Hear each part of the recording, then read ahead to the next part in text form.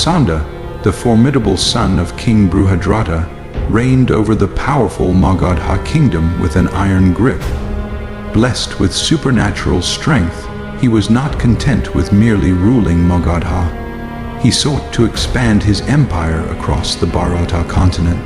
However, Jarasandha was no ordinary conqueror. He devised a unique and cunning strategy to extend his dominion, a wrestling duel challenge issued to the kings of other kingdoms. The winner would claim the loser's kingdom, armies, and treasures. If the king was older in age or not physically strong enough to fight, Jarasandha would allow them to choose a champion from their kingdom to face him in combat. This method of warfare was both bold and brutal, yet it found acceptance among many kings. They believed that by accepting Jarasandha's challenge, they could avoid the large-scale bloodshed that traditional wars entailed. Moreover, no king wanted to be branded a coward by his people for refusing the challenge. Thus, Jarasandha's strategy allowed him to conquer vast territories with no loss, his supernatural strength overwhelming all who dared face him. Kingdom after kingdom fell, and their armies were absorbed into Maghada's ranks, making Jarasandha's force one of the largest in Bharata, standing second next to Hastinapura. Jarasandha's strategy was as shrewd as it was ruthless. Over time, he amassed immense wealth and power without losing a single soldier. His mind, as sharp as his physical prowess, conceived a grander plan to encircle Hastinapura, the heart of Bharata, with his own kingdoms. But Jarasandha was wary of trusting the kings he had defeated, fearing they might one day rise against him.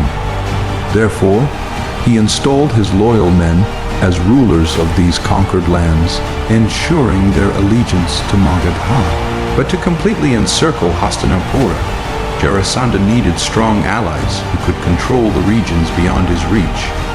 His gaze turned southward towards the prosperous kingdom of Vidharbha. Recognizing its strategic importance, he sent vast amounts of gold and treasures to the king of Vidharbha, forging a powerful alliance. This alliance not only solidified Jarasandha's hold over the southern regions, but also brought him closer to his ultimate goal of surrounding Hastinapura, isolating it, and eventually crushing its power.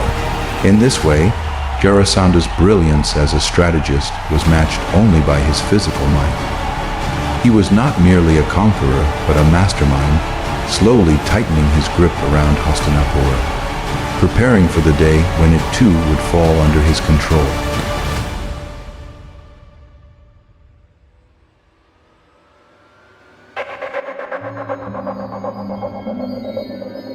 By the time Hastinapura realized Jarasandha's strategy, it was already too late. Bheeshma found himself in deep contemplation, pondering how to counter Jarasandha's cunning plan. It was during this period that Hastinapura received an invitation from Kunti for the Swayamvara of his daughter Kunti. Bheeshma immediately recognized this as a golden opportunity to secure an ally in the south.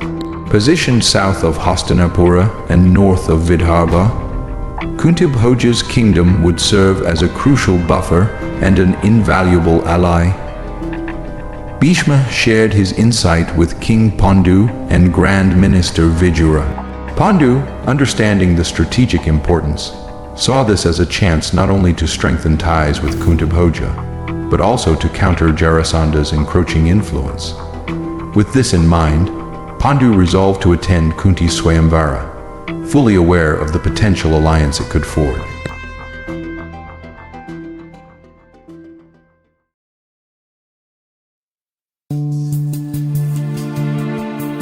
Kunti, who carried a deep, haunting secret within her heart, the memory of a son she had borne and left to the mercy of the river, lived with a heavy burden of guilt. The pain of that decision lingered, a shadow that never left her. No matter how much she tried to push it into the recesses of her mind, Each day, the guilt gnawed at her, a constant reminder of the life she had given away. Yet, life in the royal household demanded strength and composure. Kunti knew she had to move on, to bury the past and fulfill her duties. When the time came for her Swayamvara, she reluctantly accepted the reality that awaited her. The prospect of choosing a husband and starting a new chapter in her life seemed daunting, but she steeled herself, determined to face the future with grace. Despite the inner turmoil, Kunti understood that this was her destiny. A chance to rebuild and find solace in a new bond, even as the memories of her past continued to weigh heavily on her soul.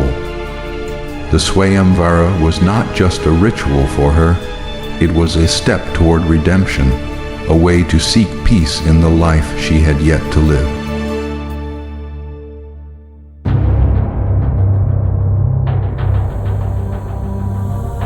The grand hall of the Swayamvara was adorned with opulence, filled with the finest kings and princes from across the lands, each vying for the hand of the radiant princess, Kunti. The air was thick with anticipation as Kunti entered, her heart pounding beneath the layers of her royal attire. This was not just a moment of choice, it was a moment that would define her destiny. As she walked past the assembled royalty, her eyes scanned each face with care.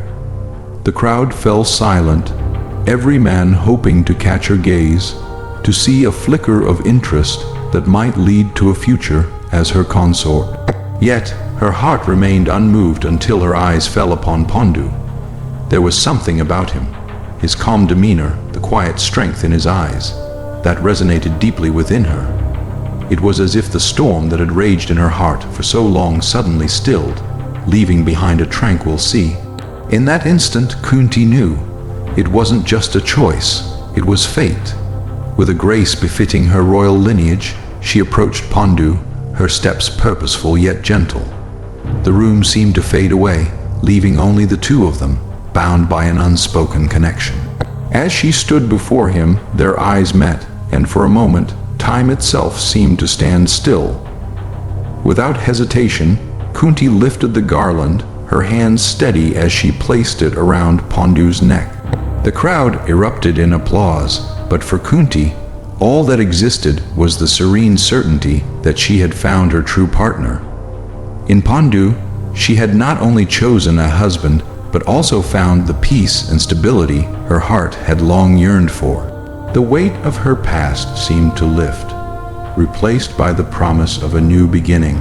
Paandu and Kunti were married in a grand ceremony that was celebrated with great joy and splendor. Kunthi, deeply satisfied with the union, sent his beloved daughter to Hastinapura with Paandu, bestowing upon them vast treasures and wealth as a symbol of his blessing and support. Upon their return to Hastinapura, King Paandu, understanding the significance of divine favor in his reign, performed a grand yagnam with his wife Kunti by the suggestions of royal gurus. The yagnam was intended to eliminate any negative energies that might obstruct their path, and to invoke the blessings of the gods for strength and prosperity in the rule ahead.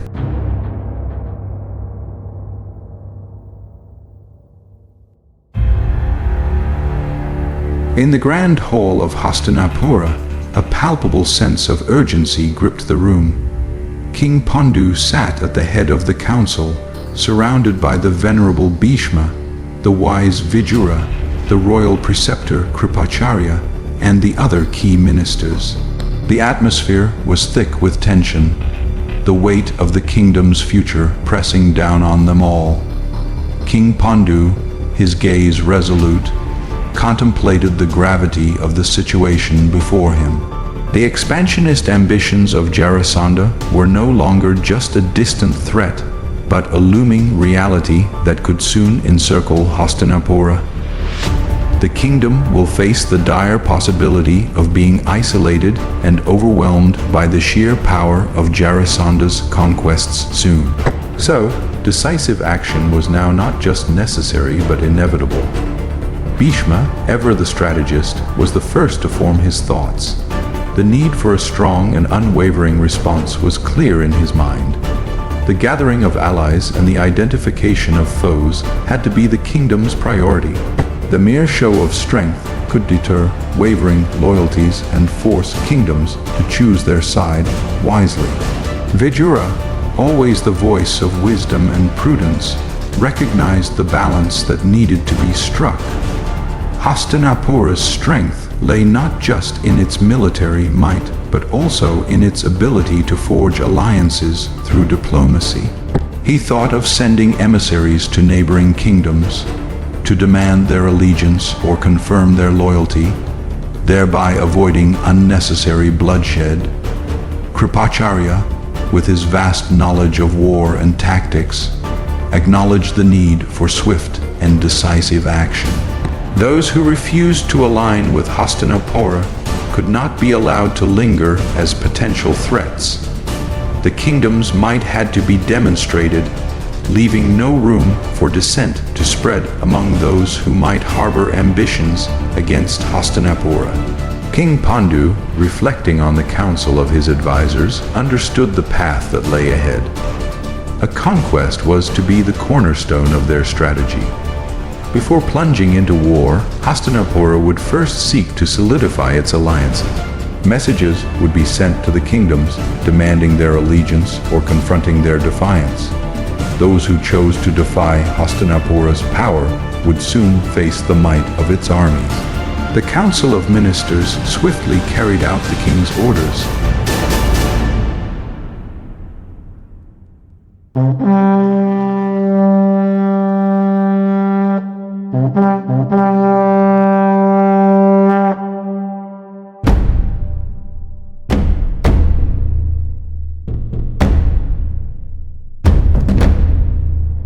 And soon the sound of horns blaring through Hastinapura's streets signaled the call to arms. Armor was donned, weapons were readied, and the mighty Hastinapura army began to gather, its numbers swelling with each passing hour. The city's walls echoed with the rhythm of drums, a powerful beat that stirred the hearts of the warriors preparing for battle. Meanwhile, Pandu visited his brother Dhritarashtra, who had been seething with anger. In their conversation, Pandu sensed the immense pain and suffering Dhritarashtra had endured and was still enduring. With a compassionate heart, Pandu informed Dhritarashtra of his decision to appoint him as the king of Hastinapura during Pandu's forthcoming conquest. Dhritarashtra was taken aback by this unexpected gesture and suddenly realized that he had misjudged Pandu all these days. The announcement of his kingship in Pandu's stead filled Dhritarashtra with both happiness and a sense of honor. But Shakuni, who observed this interaction closely, keenly understood the complex emotions now brewing within Dhritarashtra. Pandu, standing at the forefront of the vast army, his presence a testament to the strength and wisdom guiding Hastinapura. Kunti's heart was gripped with fear as her husband Pandu embarked on his invasion immediately after their marriage. Shakuni approached the jubilant Dhritarashtra and subtly undermined his newfound happiness. He pointed out that Dhritarashtra was overlooking the reality of the situation, explaining that this temporary kingship was nothing more than a token gesture, thrown to him like scraps to prey. Shakuni's words began to sow seeds of doubt in Dhritarashtra's mind. Although Dhritarashtra initially felt a sense of warmth towards his brother, he started reconsidering the situation through Shakuni's lens. As Shakuni's words took root, Dhritarashtra began to see the offer as part of a larger strategy, designed to pacify him rather than genuinely honor him. Anger surged within him, and he contemplated rejecting the kingship outright. But Shakuni warned him against such a move, explaining that it would only serve to elevate Pandu's reputation further. By refusing, Dhritarashtra would appear arrogant and ungrateful, making Pandu look even greater in the eyes of the people. Shakuni advised that they should outmaneuver Pandu's cunning strategy instead.